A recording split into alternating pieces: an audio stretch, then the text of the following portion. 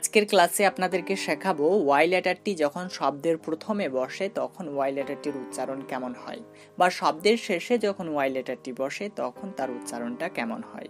তো এটা আমরা আয়ত্ত করতে পারলেই ওয়াই দ্বারা গঠিত ওয়ার্ডগুলির উচ্চারণ আমরা সহজেই আয়ত্ত করে নিতে পারবো। তো চলুন আমরা ওয়াই লেটারটিকে নিয়ে আজকে বিস্তারিতভাবে একটু আলোচনা করি। নিয়ম 1, শব্দের শুরুতে যখন ওয়াই বা ওয়াই ই বসে তখন তার সাউন্ড হয় ইও, ইয়ে, ই এর মতো। আমি আবারও একবার বলছি নিয়মটা। শব্দের শুরুতে যখন ওয়াই বা ওয়াই ই বসে তখন তার সাউন্ড হয় ইও, ইয়ে, ই এর মতো। তো এটাকে আরো সহজ করে মনে রাখার জন্য শুধু আপনি মাথায় রাখবেন যে শব্দের শুরুতে যখন ওয়াই থাকবে তখন তার সাউন্ডটা হবে ইও এর মতো একটা সাউন্ড। ওকে, তো চলুন আমরা কিছু উদাহরণ ফলো করি। দেখুন আমাদের স্ক্রিনে কিছু উদাহরণ চলে এসেছে। Yellow, year, you, yes, young, Yale. তো আপনারা একটু লক্ষ্য করুন, কোথাও আমরা ইও বা ইয়ে এরকম সাউন্ড খুঁজে পাচ্ছি, কোথাও আমরা ই সাউন্ড খুঁজে পাচ্ছি। তাহলে শব্দের প্রথমে যখন ওয়াই বা ওয়াই ই লেটারটি ব্যবহার হবে তখন তার সাউন্ডটা হবে ইও এরকম একটা সাউন্ড। ওকে, তো চলুন আমরা পরবর্তী নিয়মে চলে আসি। কোন শব্দে যখন আমরা এই এবং ওয়াই লেটারটিকে দেখতে পাবো তখন আমরা সেই শব্দে এই এবং ওয়াই লেটারটির উচ্চারণ করব এই না হলে এ এর মতো। ওকে, তো চলুন আপনাদেরকে কিছু উদাহরণের মাধ্যমে ব্যাপারটা বোঝানোর চেষ্টা করি। দেখুন আমাদের স্ক্রিনে কিছু উদাহরণ চলে এসেছে। ডে বা ডে, পে বা পে, হেই বা হে, প্লে বা প্লে। তো আমরা ইন্ডিয়ানরা ডে, পে, হে, প্লে এভাবে উচ্চারণ করে থাকি, কিন্তু অক্সফোর্ড উচ্চারণ আমরা যদি দেখি তাহলে সেখানে পাওয়া যায় ডে, পে, হেই, প্লে এইভাবে আমরা সেখানে এই সাউন্ডটা খুঁজে পাই। কিন্তু আমরা যদি কোনো ইন্ডিয়ান ডিকশনারি ফলো করি তাহলে আমরা সেখানে দেখতে পাবো ডে, পে, হে, প্লে এভাবে উচ্চারণগুলো দেওয়া হয়েছে। আবার যখন আমরা কোনো শব্দে ই এবং ওয়াই লেটারটিকে দেখতে পাবো তখন আমরা সেই শব্দে ই এবং ওয়াই লেটারটির উচ্চারণ করব ই এর মতো। তো চলুন আমরা কিছু উদাহরণ ফলো করি। দেখুন আমাদের স্ক্রিনে কিছু উদাহরণ চলে এসেছে। কি, কি। দেখুন এখানে আমরা কে ই ওয়াই পাচ্ছি, তো এখানে আমরা শেষে ই ওয়াই থাকার জন্য ই সাউন্ড করছি, কি। তেমনি করে দেখুন মানি, মানি। দেখুন এখানেও আমরা ই এবং ওয়াই লেটারটিকে দেখতে পাচ্ছি, সেই জন্য এখানে ই সাউন্ড করতে হচ্ছে। তেমনি করে দেখুন মাংকি। দেখুন এখানেও আমরা ই এবং ওয়াই লেটারটিকে দেখতে পাচ্ছি, তাই এখানে ই এবং ওয়াই লেটারটির উচ্চারণ হচ্ছে ই এর মতো। আবার যখন আমরা কোনো শব্দে ও এবং ওয়াই লেটারটিকে দেখব তখন আমরা সেই শব্দে ও এবং ওয়াই লেটারটির উচ্চারণ করব অয় এর মতো। যেমন বয়, টয়, কয়। তো এখানে ও এবং ওয়াই লেটারটি থাকার জন্য আমাদেরকে অয় সাউন্ড করতে হচ্ছে। এবার দেখুন আমরা দেখতে পাচ্ছি এল, ওয়াই এই দুইটি লেটার কোথাও আই বা কোথাও ই এর মতো একটা সাউন্ড উৎপন্ন করতে পারে। তো এটা আপনাদেরকে শেষে উদাহরণের মাধ্যমে বোঝানোর চেষ্টা করব, কেন সেটা আপনারা পরেই একটু জানতে পারবেন। তো চলুন এবার আমরা 2 নম্বর নিয়মটা একটু ফলো করে নিই।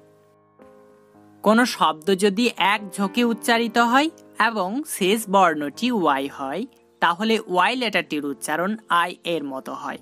আমি আবারও একবার বলছি নিয়মটা। কোন শব্দ যদি এক ঝোঁকে উচ্চারিত হয় এবং শেষ বর্ণটি ওয়াই হয় তাহলে ওয়াই লেটারটির উচ্চারণ আই এর মতো হয়। যেমন দেখুন আমাদের স্ক্রিনে কিছু উদাহরণ চলে এসেছে। Cry, fry, fly, dry, try, sky, why, my. তো দেখুন আমরা প্রত্যেকটা শব্দকে এক ঝোঁকে উচ্চারণ করছি এবং শেষ বর্ণটি হচ্ছে ওয়াই, সেই জন্য এখানে শেষে ওয়াই লেটারটির উচ্চারণ হচ্ছে আই এর মতো। 0 থেকে স্টেপ বাই স্টেপ ইংরেজি শেখার জন্য আপনারা ডিজিটাল স্টাডি অ্যাপটি কিনতে পারেন। অ্যাপসটির ইন্ডিয়ান প্রাইস হচ্ছে 550 টাকা এবং বাংলাদেশের যে ভাইরা নিতে চান তাদেরকে 650 টাকা পেমেন্ট করতে হবে। আপনারা যদি অ্যাপটি কেউ নিতে চান তাহলে আমার সাথে হোয়াটসঅ্যাপে যোগাযোগ করবেন। হোয়াটসঅ্যাপের নাম্বারটা আমি স্ক্রিনে দিয়ে রাখবো এবং ডেসক্রিপশন বক্সেও দিয়ে রাখবো, সেখান থেকে আপনারা আমার সাথে যোগাযোগ করতে পারবেন। এবার আসুন আমরা পরের নিয়মটা একটু দেখে নিই। কোনো শব্দ যদি 2 ঝোঁকে উচ্চারিত হয় এবং শেষ বর্ণটি ওয়াই হয় তাহলে তার উচ্চারণ ই এর মতো হয়। আমি আবারও একবার বলছি নিয়মটা, কোনো শব্দ যদি দুই ঝোঁকে উচ্চারিত হয় এবং শেষ বর্ণটি ওয়াই হয় তাহলে তার উচ্চারণ ই এর মতো হয়। তো চলুন আমরা কিছু উদাহরণ ফলো করি, তাহলে ব্যাপারটা আরো পরিষ্কার হয়ে যাবে। দেখুন আমাদের স্ক্রিনে একটা উদাহরণ চলে এসেছে, স রি, স রি। তো আমরা এটা দুই ঝোঁকে উচ্চারণ করছি এবং শেষ বর্ণটি হচ্ছে ওয়াই, তাই ওয়াই এর উচ্চারণটি হচ্ছে ই এর মতো, সরি। নেক্সট উদাহরণ দেখুন আমাদের স্ক্রিনে চলে এসেছে, আর মি, আর মি। এটাও আমরা দুই ঝোঁকে উচ্চারণ করছি, শেষ বর্ণটি পাচ্ছি ওয়াই, তাই এখানে ওয়াই লেটারটির উচ্চারণ হচ্ছে ই এর মতো। তেমনি করে বলা যাবে baby, lady, hobby, story, city, happy, very, funny, sunny, 30, 40, 50, 60। সব ওয়ার্ডগুলোকেই আমরা দুই ঝোঁকে উচ্চারণ করছি এবং শেষ বর্ণটি পাচ্ছি ওয়াই, তাই এখানে ওয়াই লেটারটির উচ্চারণ হচ্ছে ই এর মতো। আপনাদেরকে একটু আগেই বলা হলো এল এবং ওয়াই লেটারটি যখন যুক্ত হবে তখন তার সাউন্ডটা হবে আই, না হলে ই এর মতো। তো চলুন আমরা কিছু উদাহরণ ফলো করি, তাহলে ব্যাপারটা আরো পরিষ্কার হয়ে যাবে। দেখুন আমাদের স্ক্রিনে কিছু উদাহরণ চলে এসেছে, supply, reply, rely, only, easily, loudly. তো আপনারা আবার যেন ভেবে বসবেন না এগুলো তো আমরা দুই ঝোঁকে উচ্চারণ করছি কিন্তু শেষ বর্ণটি আমরা ওয়াই পাচ্ছি, কিন্তু না, আপনাদেরকে আমি বলেছি এল এবং ওয়াই লেটারটি যখন কোনো শব্দে ব্যবহার হবে তখন সেই ক্ষেত্রে তার সাউন্ডটা হবে আই, না হলে ই এর মতো একটা সাউন্ড। ওকে, তো বন্ধুরা এই হচ্ছে আজকে আমাদের ওয়াই লেটারটিকে নিয়ে বিস্তারিত আলোচনা। এরপরে যদি আপনাদের কোনো সমস্যা থাকে অবশ্যই কমেন্ট বক্সে জানাবেন। তো সাক্ষাৎ হচ্ছে পরবর্তী ভিডিওতে, ভালো থাকবেন সবাই। আজকের ক্লাসে আমি খুব গুরুত্বপূর্ণ একটা বিষয় নিয়ে আলোচনা করব, সেটার নাম হচ্ছে ডায়াগ্রাফ, যেটা ইংরেজি রিডিং এবং বানান শিখতে অনেক বড় ভূমিকা পালন করে। তো প্রথমেই আমরা একটু জেনে নেব ডায়াগ্রাফ কি। যে বর্ণদ্বয় মিলিতভাবে একটি ধ্বনির সৃষ্টি করে তাকে ডায়াগ্রাফ বলে, যেমন CH, SH, PH, ETC। আমরা সকলেই জানি সি এই লেটারটি ক এর মতো সাউন্ড উৎপন্ন করতে পারে এবং দন্ত স এর মতো সাউন্ড উৎপন্ন করতে পারে। আবার এইচ লেটারটা হ এর মতো একটা সাউন্ড উৎপন্ন করে। আবার এই CH কে যখন আমরা একত্রিত করে ফেলি তখন তার সাউন্ডটা হয় চ এর মতো, তখন আমরা এটাকে বলি ডায়াগ্রাফ। তো আমরা যদি একটু গভীরভাবে CH এর ওপর গবেষণা চালাই তাহলে আমরা বুঝতে পারবো CH এই দুইটা লেটার মোট 3 রকমের সাউন্ড উৎপন্ন করতে পারে, যেমন চ, ক, তালবর্ষ। দেখুন আমাদের স্ক্রিনে 3টা উদাহরণ চলে এসেছে, চেইন, ক্রিশ্চিয়ান, মেশিন। তো দেখুন এখানে আমরা CH পাচ্ছি কিন্তু এখানে তার উচ্চারণটা হচ্ছে চ এর মতো। এখানেও দেখুন আমরা CH পাচ্ছি কিন্তু এখানে তার উচ্চারণটা হচ্ছে ক এর মতো। এখানেও আমরা CH পাচ্ছি কিন্তু এখানে তার উচ্চারণটা হচ্ছে তালবর্ষ এর মতো। তো চলুন আমরা জেনে নিই কোথায় আমরা চ, ক এবং তালবর্ষ এর মতো উচ্চারণ করব। নিয়ম 1, যদি কোনো শব্দে কনসোনেন্ট এল, এন, আর আসে এবং তারপর যদি CH যুক্ত হয় তাহলে তার উচ্চারণ চ এর মতো হবে। কি বললাম? হ্যাঁ, যদি কোনো শব্দে কনসোনেন্ট এল, এন, আর আসে এবং তারপর যদি CH যুক্ত হয় তাহলে তার উচ্চারণ চ এর মতো হবে। আপনাদেরকে ভুরি ভুরি উদাহরণের মাধ্যমে এই নিয়মটা বোঝানোর চেষ্টা করব। তো চলুন আমরা কিছু উদাহরণ ফলো করি। দেখুন আমাদের স্ক্রিনে কিছু উদাহরণ চলে এসেছে, বেল্চ। তো আপনারা একটু লক্ষ্য করুন, দেখুন আমরা এখানে এল লেটারটি দেখতে পাচ্ছি, তারপরে কিন্তু CH যুক্ত হয়েছে, তাই এখানে তার উচ্চারণটা হচ্ছে চ এর মতো। বেল্চ এর অর্থ হচ্ছে ঢেকুর তোলা। তেমনি করে দেখুন ফিল্চ, এখানেও দেখুন আমরা এল লেটারটি দেখতে পাচ্ছি, তারপরে কিন্তু CH যুক্ত হয়েছে, তাই এখানে তার উচ্চারণটা হচ্ছে চ এর মতো। ফিল্চ এর অর্থ হচ্ছে চুরি করা। তেমনি করে দেখুন গালচ, দেখুন এখানেও আমরা এল লেটারটি দেখতে পাচ্ছি, তারপরে কিন্তু CH যুক্ত হয়েছে, তাই এখানে তার উচ্চারণটা হচ্ছে চ এর মতো। গালচ এর অর্থ হচ্ছে গভীর। তেমনি করে দেখুন মালচ, দেখুন এখানেও আমরা এল লেটারটি পাচ্ছি, তারপরে CH যুক্ত হয়েছে, তাই এখানে তার উচ্চারণটা হচ্ছে চ এর মতো। মালচ এর অর্থ হচ্ছে খড় বা পাতা। এবার আসুন আমরা দেখি এন এর পর যখন CH যুক্ত হয় তখন তার উচ্চারণটা কেমন হয়। দেখুন আমাদের স্ক্রিনে কিছু উদাহরণ চলে এসেছে, বেঞ্চ, বেঞ্চ। তো দেখুন এখানে আমরা এন এর পর কিন্তু CH পাচ্ছি, তাই এখানে CH এর উচ্চারণটা চ এর মতো হচ্ছে। বেঞ্চ এর অর্থ হচ্ছে বেঞ্চি। তেমনি করে দেখুন ব্রাঞ্চ, দেখুন এখানেও আমরা এন লেটারটিকে দেখতে পাচ্ছি, তারপরে সিএইচ রয়েছে, তাই এখানে তার উচ্চারণটা হচ্ছে চয়ের মতো। ব্রাঞ্চ এর অর্থ হচ্ছে শাখা। তেমনি করে বলা যাবে ড্রেঞ্চ, দেখুন এখানেও আমরা এন লেটারটিকে দেখতে পাচ্ছি, তারপরে সিএইচ রয়েছে, তাই এখানে তার উচ্চারণটা চয়ের মতোই হচ্ছে। ড্রেঞ্চ এর অর্থ হচ্ছে প্রবল বৃষ্টি। তেমনি করে বলা যেতে পারে ফ্লিঞ্চ, দেখুন এখানেও আমরা এন লেটারটিকে দেখতে পাচ্ছি, তারপরে রয়েছে সিএইচ। ফ্লিঞ্চ এর অর্থ হচ্ছে পিছিয়ে আসা।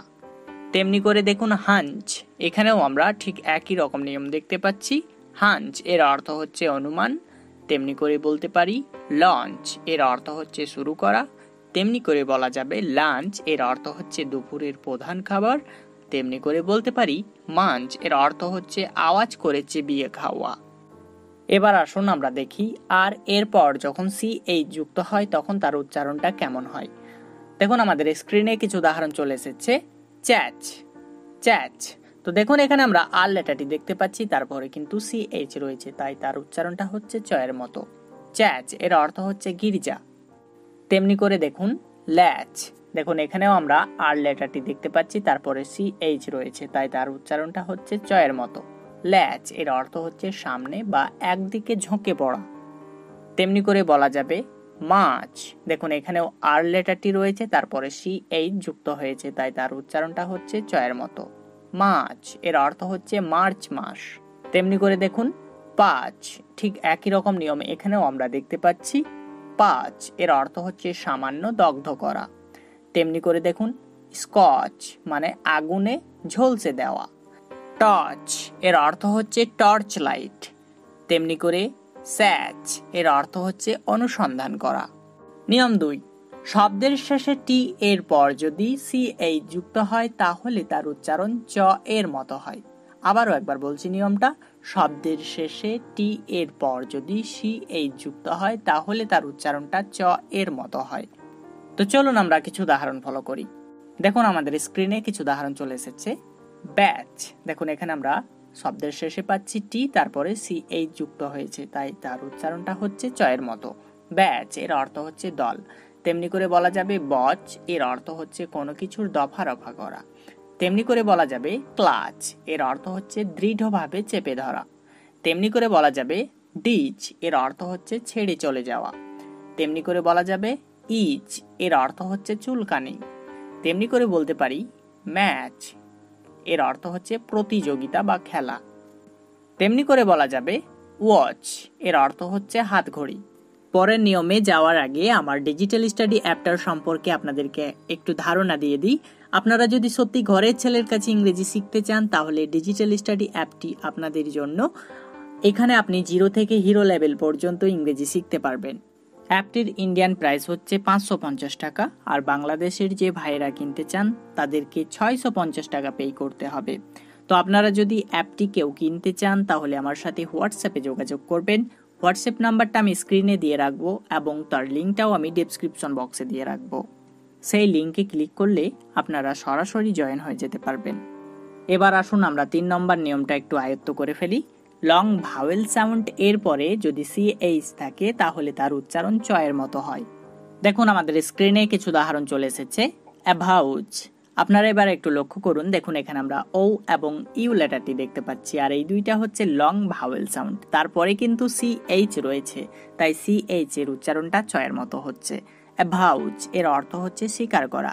তেমনি করে বলতে পারি বিচ, দেখুন এখানেও আমরা লং ভাওয়েল সাউন্ড পাচ্ছি, আর এখানে সিএইচ এর উচ্চারণটা হচ্ছে চয়ের মতো। বিচ এর অর্থ হচ্ছে এক ধরনের বন্য গাছ। তেমনি করে দেখুন ব্রিজ, দেখুন এখানেও আমরা লং ভাওয়েল সাউন্ড পাচ্ছি, তারপরে সিএইচ রয়েছে, তাই সিএইচ এর উচ্চারণটা চয়ের মতো হচ্ছে। ব্রিজ এর অর্থ হচ্ছে লঙ্ঘন। তেমনি করে বলা যাবে কোচ এর অর্থ হচ্ছে আরামকে দ্বারা। তেমনি করে বলা যাবে ইচ এর অর্থ হচ্ছে প্রত্যেকটি। তেমনি করে দেখুন ইমপিচ এর অর্থ হচ্ছে অভিযুক্ত করা। তেমনি করে দেখুন লিচ এর অর্থ হচ্ছে যোগ। তেমনি করে আমরা বলতে পারি স্পিচ এর অর্থ হচ্ছে বাক্য। তেমনি করে বলা যাবে টিচ এর অর্থ হচ্ছে শিক্ষা দেওয়া। তেমনি করে বলা যাবে টাচ এর অর্থ হচ্ছে স্পর্শ করা। এছাড়াও এর কয়েকটি আপনারা ব্যতিক্রম পেতে পারেন। নিয়ম 4, শর্ট ভাওয়েল এরপর যদি সিএইচ যুক্ত থাকে তাহলেও চয়ের মতো উচ্চারণ হয়। তো চলুন আমরা কিছু উদাহরণ ফলো করি। দেখুন আমাদের স্ক্রিনে কিছু উদাহরণ চলে এসেছে। অ্যাটাচ, দেখুন এখানে আমরা শর্ট ভাওয়েল পাচ্ছি, তারপরে সিএইচ রয়েছে, তাই সিএইচ এর উচ্চারণটা চয়ের মতো হচ্ছে। অ্যাটাচ এর অর্থ হচ্ছে আটকানো। তেমনি করে দেখুন ডিটেচ, তেমনি করে দেখুন ইনরিচ, তেমনি করে দেখুন রিচ, তেমনি করে স্যান্ডউইচ, তেমনি করে সাচ, তেমনি করে উইচ। তো সবগুলোতেই আমরা শর্ট ভাওয়েল পাচ্ছি, তারপরে কিন্তু সিএইচ রয়েছে, তাই সিএইচ এর উচ্চারণ হচ্ছে চয়ের মতো। নিয়ম 5, সাধারণত কিছু শব্দে সিএইচ এর উচ্চারণ চয়ের মতো হয়, যেমন চেইন, চেয়ার, চ্যালেঞ্জ, চার্জ, চিক। এবার আসুন আমরা জেনে নিই সিএইচ এর উচ্চারণ কোথায় আমরা কয়ের মতো পড়ে থাকি। কিছু শব্দের শুরুতে ও মাঝে সিএইচ এর উচ্চারণ কয়ের মতো হয়ে থাকে, যেমন কেমিস্ট্রি, দেখুন এখানে আমরা সিএইচ পাচ্ছি কিন্তু এখানে তার উচ্চারণটা হচ্ছে কয়ের মতো। কেমিস্ট্রি এর অর্থ হচ্ছে রসায়ন। তেমনি করে দেখুন কট, তেমনি করে দেখুন ক্রিশ্চান, দেখুন আমরা সবগুলোতেই কিন্তু শব্দের প্রথমে সিএইচ পাচ্ছি কিন্তু এগুলোতে তার উচ্চারণটা হচ্ছে কয়ের মতো। নেক্সট উদাহরণ দুটি দেখুন আমাদের স্ক্রিনে চলে এসেছে। সাইকোলজি, সাইকোলজি, টেকনোলজি, টেকনোলজি, দেখুন এখানেও আমরা সিএইচটা মাঝে পাচ্ছি, এখানেও আমরা সিএইচটা মাঝে পাচ্ছি, কিন্তু এখানে তাদের উচ্চারণ হচ্ছে কয়ের মতো। এবার আসুন আমরা দেখি সিএইচ এর উচ্চারণ কোথায় আমরা তালব্য স এর মতো করে থাকি।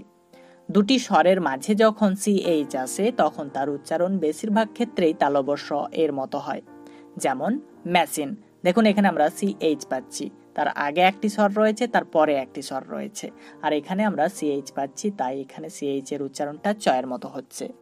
তেমনি করে বলা যাবে প্যারাশুট, দেখুন এখানেও আমরা সিএইচ পাচ্ছি এবং তার আগে একটি স্বর, তার পরে একটি স্বর, তাই এখানে সিএইচ এর উচ্চারণটা তালব্য স এর মতো হচ্ছে। তো বন্ধুরা, এই হচ্ছে আজকে আমাদের সিএইচ এর বিস্তারিত আলোচনা। এরপরে যদি কোনো সমস্যা থাকে অবশ্যই কমেন্ট বক্সে জানাবেন। তো সাক্ষাৎ হচ্ছে পরবর্তী ভিডিওতে, ভালো থাকবেন সবাই।